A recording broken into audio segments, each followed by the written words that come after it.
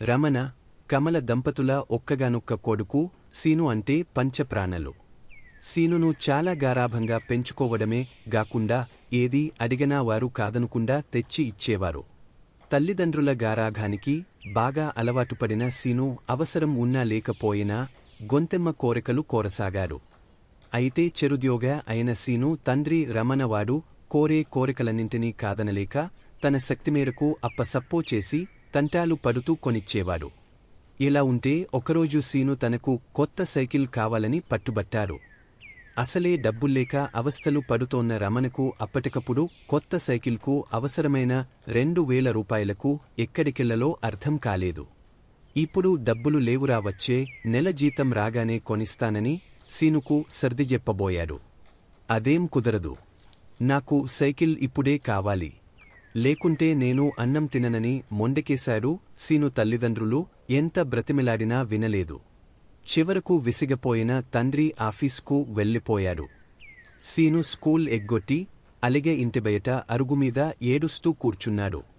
అలా కూర్చొని ఉండగా ఓ భిక్షగాడు భిక్షం కోసం వాళ్ళ ఇంటికి వచ్చారు.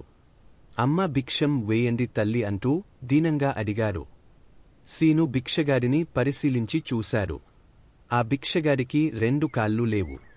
చేతి కర్రల సాయంతో అతికష్టంమీద నడుస్తున్నాడు. భిక్షగాడి పరిస్థితిని గమనించిన సీనుకు ఆ క్షణంలో కళ్ళు తెరుచుకున్నాయి. దేవుడు తనకు ఆరోగ్యకరమైన 2 కాళ్ళు ఇచ్చాడు. తన అవసరాలు చూసుకోవడానికి తల్లిదండ్రులను ఇచ్చాడు. వాళ్ళ ప్రేమను ఇచ్చాడు. ఆ భిక్షగాడితో పోలిస్తే తను ఎంతో సంతోషంగా ఉన్నాడు. మరి అలాంటప్పుడు తాను లేనిపోని కోరికలతో ఎందుకు దుఃఖపడుతున్నాను అని ఆలోచించారు. వెంటనే తాను చేసిన తప్పు తెలుసుకున్నారు. తల్లిదండ్రుల పట్ల కృతజ్ఞతతో సీను కళ్ళు చెమర్చాయి. ఇంకెప్పుడు తన అమ్మానాన్నలను అనవసరమైన కోరికలు కోరకుండా ఉన్నదాంట్లోనే సంతృప్తిగా బ్రతకాలి, సంతృప్తిని మించిన బలం ఏదీ లేదని అనుకున్నాడు. పూర్వం ఒక రాజుగారి తల్లి చనిపోయేటప్పుడు కొడుకును పిలిచి నాకు మామిడి పండ్లు తినాలని ఉంది తెప్పించమని అడిగిందట. అది మామిడి పండ్ల కాలం కాకపోవడముతో ఎక్కడా పండ్లు దొరకలేదట. ఆమె మామిడి పళ్ళు తినకుండానే చనిపోయింది. రాజుగారికి తన తల్లి చివరి కోరిక తీర్చలేకపోయానే అని బాధపడుతూండే వాడట. దురాశ పరుడైన ఆయన పురోహితుడు, రాజా, మీరు దిగులు చెందవలసిన అవసరం లేదు. ఆవిడ ఆత్మశాంతి కోసం ప్రతి సంవత్సరము ఆవిడ తిథినాడు బ్రాహ్మణులకు బంగారు మామిడి పండ్లు దానం చేయవచ్చు అని చెప్పాడట రాజుకు. అది నచ్చింది. రాజు తలుచుకుంటే దెబ్బలకు కొదువ అన్నట్టు బంగారు మామిడి పళ్ళు తయారైనాయి. ఆవిడ తిథినాడు అందరూ బ్రాహ్మణులకు తలో బంగారు మామిడి పండు దొరికింది. మంత్రిగారికి మాత్రం ఇది నచ్చలేదు. ప్రతి సంవత్సరము ఇలా ఇస్తూ పోతే ఖజానా ఖాళీ అవడం ఖాయం అని రాజుగారి విదూషకుడిని పిలిపించి దీనికేదైనా పరిష్కారం చెప్పువని అడిగాడు. అతను సరే నని మంత్రికి ఒక ఉపాయ చెప్పి పంపించాడు.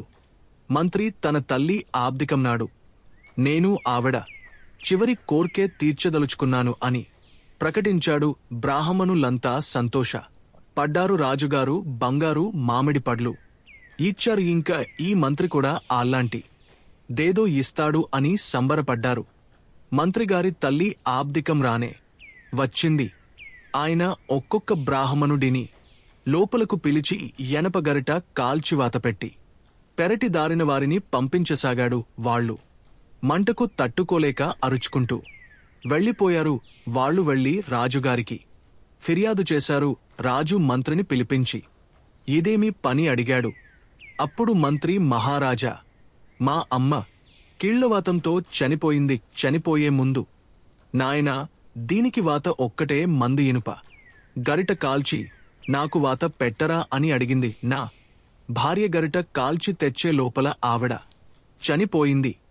మరి కొడుకుగా ఆవిడ ఆఖరి కోరిక తీర్చడం నా విధి కదా, అందుకని మీరు చూపిన దారినే నేను నడిచాను అన్నాడు. రాజుకు జ్ఞానోదయమైంది. అప్పటినుండి బంగారు మామిడి పండ్ల దానం రద్దు చేశాడు. అనగనగా ఒక ఊరికి ఒక రాజుగారు ఉండేవారు. ఆయనకి చుట్టుపక్కల అన్ని రాజ్యాల్లో తన రాజ్యం గొప్పదిగా గుర్తించబడాలని చాలా తాపత్రయం ఉండేది. ఒక సంవత్సరం దీపావళి పండుగ దగ్గర పడుతుంటే రాజుగారికి ఓ ఆలోచన వచ్చింది. అన్ని రాజ్యాల కన్నా ఆయన రాజ్యంలో పండుగ బాగా జరిగింది అనిపించుకోవాలని ఒక పోటీ ప్రకటించారు. రాజ్యంలో అందరికన్నా బాగా దీపాలు పెట్టిన వారికి రాజుగారు స్వయంగా బహుమానం ఇస్తారని రాజ్యమంతా ఢిండోరా వేయించారు. రాజ్యంలో ప్రజలంతా కూడా పోటీలో ఉత్సాహంగా పాల్గొన్నారు. ఒకరిని మించి ఒకరు ఇంటికి దీపాలు పెట్టుకుని అలంకరించుకున్నారు. దీపావళి రోజు సాయంత్రం రాజుగారు తన పరిచారకులతో రాజ్యాన్ని పర్యటించారు.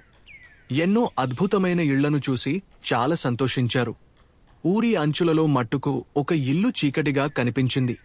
రాజుగారు ఆ ఇంటిని చూసి ఆ ఇంట్లో ఎవరుంటారు, ఎందుకు వాళ్ళు ఇల్లు అలంకరించుకోలేదు అంటూ ఆ ఇంటి వైపుకు అడుగులు వేశారు. ఇంటి దగ్గరకు వెళ్లి చూస్తే ఇంటి బయట రహదారిలో ఒక చిన్న దీపం వెలుగుతోంది. ఆ దీపం వెలుగులో రహదారిలో ఒక గొయ్యి కనిపించింది. ఇంటి అరుగు మీద ఒక అవ్వ కూర్చుని ఆ దీపం ఆరిపోకుండా అందులో నూనె పోస్తోంది. ఇది చూసిన రాజుగారు, అవ్వ, నువ్వు ఇక్కడ ఏమి చేస్తున్నావు? మీ ఇంటికి దీపలు ఎందుకు పెట్టలేదు అని అడిగారు. నా దగ్గర రోజు ఒక్క దీపం పెట్టే అంత దబ్బే ఉంది. రహదారి మీద ప్రయాణం చేసే బాటసారులు ఈ గొయ్యి కనిపించకపోతే ఇందులో పడిపోతారు. అందుకే దీపం నా ఇంటిలో పెట్టుకోకుండా నేను రోజు వచ్చి ఇక్కడ దీపం పెడతాను అని చెప్పింది. జవాబు విన్న రాజుగారు చాలా ఆశ్చర్యపోయారు. ఊళ్ళో అందరూ వారి ఇళ్లని దీపలతో అలంకరించుకుంటే అవ్వమట్టుకు బాటసారులకు దారి చూపించటం కోసం దీపం పెట్టిందని, రాజ్యంలో అందరికన్నా బాగా దీపాలు పెట్టినది ఆ అవ్వేనని ప్రకటించి బహుమానం కూడా ఆ అవ్వకి ఇచ్చారు. మొన్నాడే రాజుగారి ఆదేశంపై పనివాళ్లు వచ్చి రహదారిలో ఉన్న గోతిని మరమ్మత్తు కూడా చేశారు. రామాపురం అనే పల్లెటూర్లో జోగయ్య అనే రైతు ఉన్నాడు. భార్య పిల్లలతో చూడముచ్చటైన కుటుంబం అతడిది. అతడికి రాము అనే 10 ఏళ్ల కొడుకు, భాగ్య అనే 5 ఏళ్ల కూతురు అంటే పంచప్రాణాలు. తనకున్న కొంత పొలంలో వ్యవసాయం చేసే జోగయ్య చిన్నపాటి గొర్రెల మందను కూడా పెంచుతుండేవాడు. ఒకరోజు పొలం పని చేసే కూలీలతో పొలానికి వెళ్తూపాటు గొర్రెల మందని తోలుకుని పొలానికి వెళ్లాడు జోగయ్య. అంతేగాకుండా తాను పొలం పనులు చూసుంటుంటే గొర్రెలకు కాపలా ఉంటాడని కొడుకును కూడా పొలానికి తీసుకువచ్చాడు. నాయనా రాము, నేను పక్కనే కూలీలతో పొలం పని చేయిస్తూ ఉంటాను. నువ్వు గొర్రెల మందను జాగ్రత్తగా గమనిస్తూ ఉండు అని చెప్పాడు జోగయ్య. కాని ఇక్కడకు అప్పుడప్పుడు పెద్ద పులి వస్తూ ఉంటుంది కాబట్టి చాలా జాగ్రత్తగా ఉండాలని హెచ్చరికగా చెప్పాడు. ఒకవేళ పులి వచ్చినట్లయితే గట్టిగా కేకలు వేయమని చెప్పి కూలీలతో పనులు చేయించటంలో మునిగిపోయాడు జోగయ్య. అసలే ఆకతాయి కుర్రాడైన రాము తండ్రిని ఆటపట్టించాలని అనుకున్నాడు. అనుకున్నదే తడవుగా, నాన్నా నాన్నా పెద్ద పులి వచ్చింది అంటూ పెద్దగా అరిచాడు. నిజంగానే పులి వచ్చిందేమో అనుకున్న జోగయ్య కూలీలతో కలిసి పెద్ద పెద్ద కర్రలు గడపారలతో పరుగు పరుగున వచ్చాడు. ఇది చూసిన రాము, నాన్నా పులి లేదు, ఏమీ లేదు, ఊరికే మిమ్మల్ని ఆటపట్టించాలని కేకలు వేశానని చెప్పాడు. దీంతో కోప్పడిన జోగయ్య ఇలాంటి పని ఇంకెప్పుడు చేయవద్దని రాముని హెచ్చరించి కూలీలతో కలిసి వెళ్ళిపోయాడు. మరికొంతసేపు కిమ్మనకుండా ఉన్న రాము మళ్ళీ నాన్నా నాన్నా పెద్ద పులి వచ్చింది అంటూ కేకలు వేశాడు. ఈసారి కూడా నిజమేననుకున్న జోగయ్య కర్రలు గడపారలతో ఉరికి వచ్చాడు. అయితే ఈసారి కూడా ఆటపట్టించేందుకే కేకలు వేశానని రాము చెప్పడంతో చెంప పగులగొట్టిన జోగయ్య కోపంగా వెళ్ళిపోయాడు. రాము బాధతో ఏడుస్తూ కూర్చుని గొర్రెలవైపు చూస్తుంటే నిజంగానే పులి వచ్చింది. నాన్నా నాన్నా, ఈసారి నిజంగానే పెద్ద పులి వచ్చింది అంటూ గట్టిగా కేకలు వేస్తూ అరచి చెప్పాడు. ఎంత అరచి చెప్పినప్పటికీ జోగయ్య, కూలిపనివాళ్లు ఎవరు కూడా రాము మాటలను పట్టించుకోలేదు. ఈసారి కూడా మళ్లీ అబద్ధాలు చెబుతున్నాడని అనుకున్న వారందరూ ఊరకుండిపోయారు. ఈలోపు గొర్రెల మందలో జొరబడ్డ పెద్దపులి గొర్రెపిల్లను ఒకదానిని మెడకరచి ఈడ్చుకుని వెళ్ళిపోయింది. జరుగుతున్న దాన్ని బిక్కచచ్చిపోయి చూస్తున్న రాము భయంతో వణకసాగాడు. ఏదో వేళాకోళానికి నవ్వులాట కోసం చిన్న అబద్ధం చెబితే అది నిజంగానే నిజమైందని మనసులోనే అనుకున్న రాము బాధతో ఏడ్వసాగాడు. ఇంకెప్పుడు వేళాకోళానికి కూడా అబద్ధం చెప్పకూడదని గట్టిగా నిర్ణయించుకున్నాడు. కాబట్టి హాస్యానికైనా అబద్ధం ఆడరాదు అనే గొప్ప సత్యాన్ని, నీతిని ఈ రాము కథ ద్వారా తెలుసుకున్నాం. పసిప్రాయంలోనే తల్లిదండ్రులను పోగొట్టుకున్న సీనయ్యను ఓ అవ్వ చేరదీసి ఆప్యాయంగా పెంచి పెద్ద చేసింది. అదే ఊర్లోని ఆలయంలో పనిచేసే అవ్వకు ఆ గ్రామస్తులు తృణమో పనమో సమర్పించుకునేవాళ్ళు. అవ్వ ఉండేందుకు ఊరి చివర్లో ఓ గుడిసెను కూడా వేయించారు. దాంట్లోనే అవ్వ, శివయ్య జీవనం గడిపేవారు. అవ్వ కష్టపడి సీనయ్యను పెంచేది కాని వాడిని ఏమాత్రం కష్టపడనిచ్చేది కాదు. దీంతో సీనయ్య సోమరిపోతుగా తయారయ్యాడు. అందరూ పనికిరానివాడిని తిడుతుంటే వాడు కోపంతో తిరగబడేవాడు. ఎలాగైనా సరే సీనయ్యను ప్రయోజకుడిని చేయాలనుకున్న అవ్వ చదువు సంధ్యలు నేర్పించేందుకు బడిలో చేర్పించింది. అయితే బడిలో పిల్లలను కొడుతున్నాడన్న కారణంతో పంతులు వాడిని బడికి రానివ్వలేదు. దాంతో చదువు సాగకపోగా వాడి మొరటుతనం పెరగసాగింది. ఒకరోజు అవ్వకు ఉన్నట్టుండి ఆరోగ్యం చెడి మంచం పట్టింది.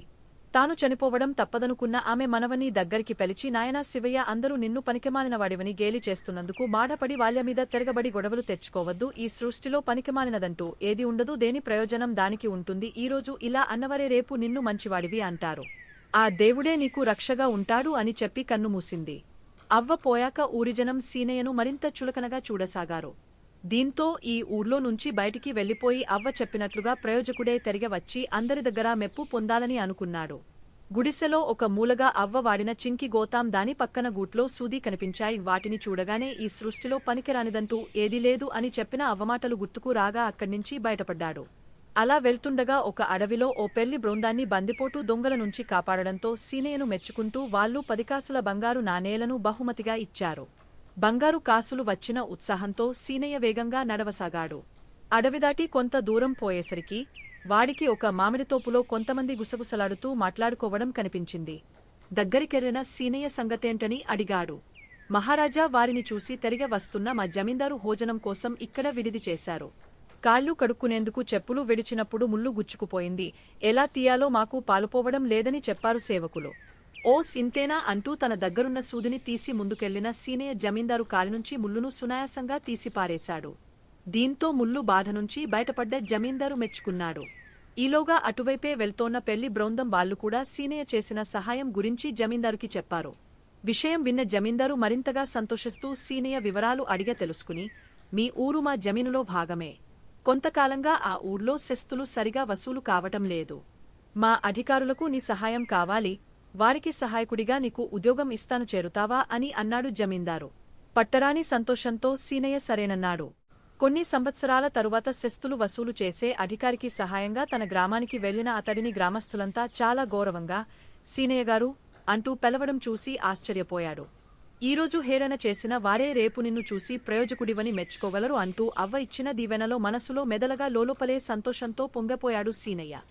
కాకతీయ రాజులకు, మధురైకి చెందిన పాండ్య రాజులకు ఆధిపత్యం కోసం ఎప్పుడూ గొడవలు జరుగుతూ ఉండేవి. అయితే అంగబలంలోనూ అర్ధబలంలోనూ బాగా బలంగా ఉన్న కాకతీయరాజు గణపతిదేవుడు పాండ్యరాజులను ఓడించి వారిని తనకు సామంతులుగా చేసుకోవాలని అనుకుంటుండేవాడు. ఒకరోజు గణపతిదేవుడికి అవకాశం రానే వచ్చింది. యుద్ధం కోసం తయారవమని తన సేనాధిపతికి ఆయన కబురు పంపించాడు. అయితే అప్పటికే అనేక యుద్ధాలు చేసి అలసిపోయి ఉన్న సైనికులు అందుకు సన్నద్ధంగా లేరని రాజుకు చెప్పాడు సేనాధిపతి. ఇలాంటి సమయంలో యుద్ధానికి వెళితే అపజయం పాలవాల్సి వస్తుందేమోనన్న అనుమానాన్ని కూడా ఆయన వ్యక్తం చేశాడు. అయితే పాండ్యరాజులను ఓడించేందుకు మంచి అవకాశం ఇప్పుడే వచ్చిందని, దీన్ని పోగొట్టుకోదలుచుకోలేదని చెప్పిన గణపతిదేవుడు యుద్ధానికి ఖచ్చితంగా వెళ్లాల్సిందేనని ఆజ్ఞాపించాడు. ఇలాగైతే తాము లొంగిపోవటం ఖాయమని, రాజుకు అవమానం జరుగక తప్పదనుకుంటూ సైన్యం సేనాధిపతి వెంట యుద్ధానికి బయలుదేరింది.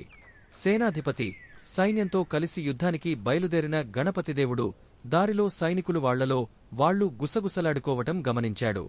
గెలుపు సాధించే నమ్మకం సైనికులు ఎవరిలోనూ లేదని గ్రహించిన ఆయన వారిలో ఆత్మవిశ్వాసం కలిగించే ఉద్దేశ్యంతో ఒక అమ్మవారి ఆలయం ఎదుట గుర్రాన్ని ఆపాడు. గుడి లోపలికి వెళ్లి అమ్మవారికి నమస్కరించి బయటకు వచ్చిన రాజు, ఇప్పటికే అలసిపోయి ఉన్న మీరు ఈ యుద్ధంలో గెలవలేమని అనుకుంటున్నారు కదూ? ఈ విషయంలో అమ్మవారి సంకల్పం ఎలా ఉందో తెలుసుకుందాం రండి అంటూ పిలిచాడు.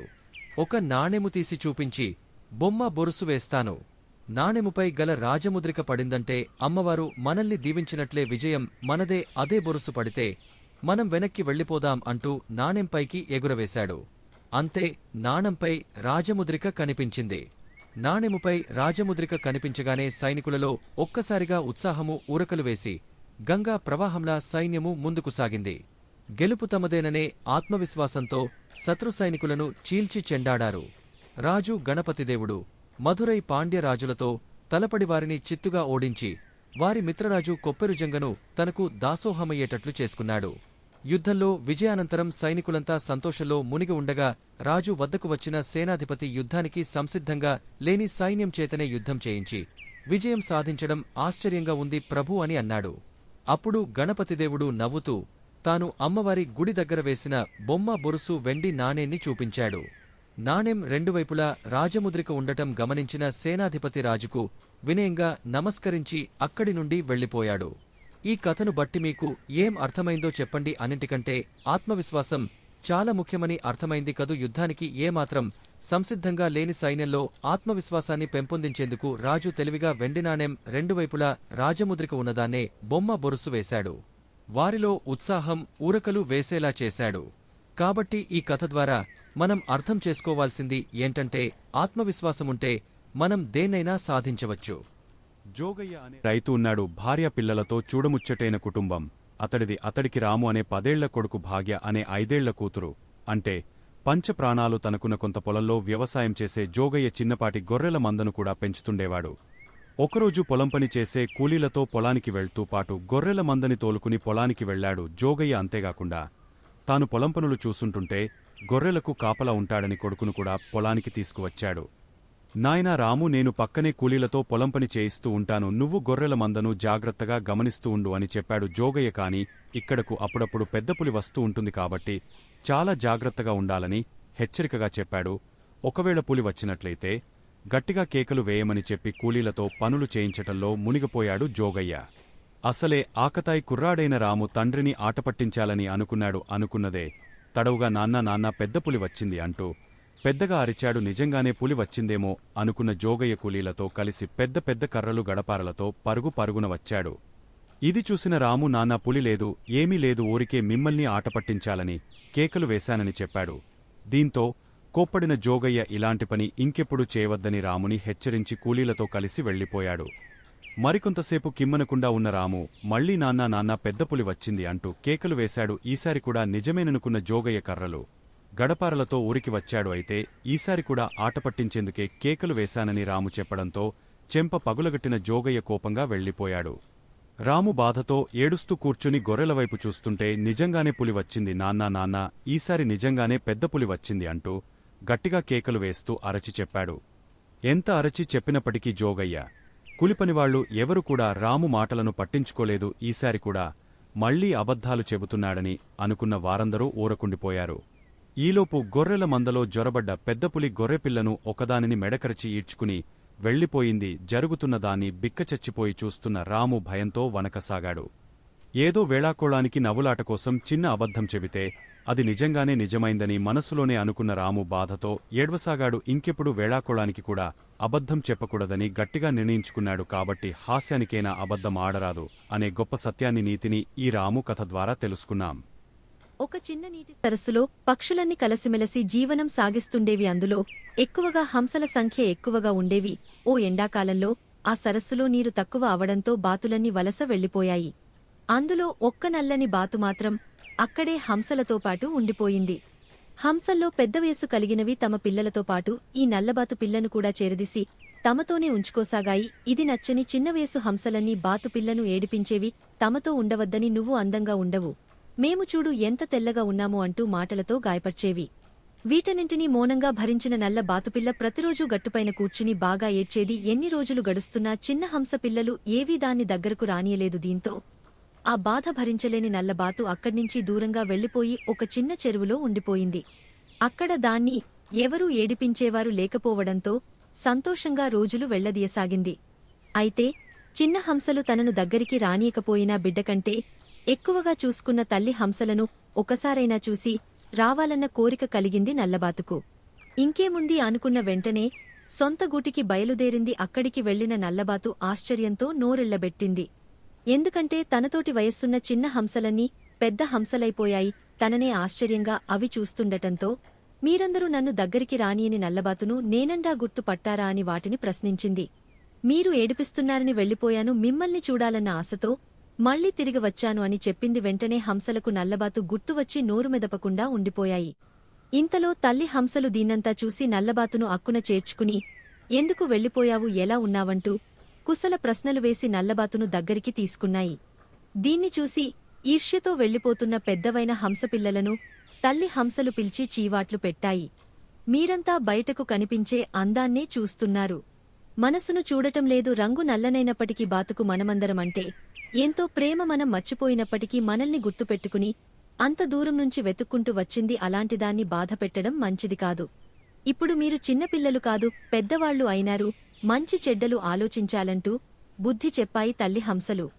దీంతో చేసిన తప్పును తెలుసుకున్న హంస పిల్లలు తమను మన్నించమని నల్లబాతును కోరాయి. నల్లబాతు సంతోషంగా వాటిని స్వీకరించటంతో ఆనందంగా నీళ్లలోకి గంతులు వేసుకుంటూ చేపలు పట్టేందుకు వెళ్లిపోయాయి. ఇక అప్పటినుంచి అవన్నీ కలసిమెలసి ఐకమత్యంతో సంతోషంగా జీవనం గడపసాగాయి.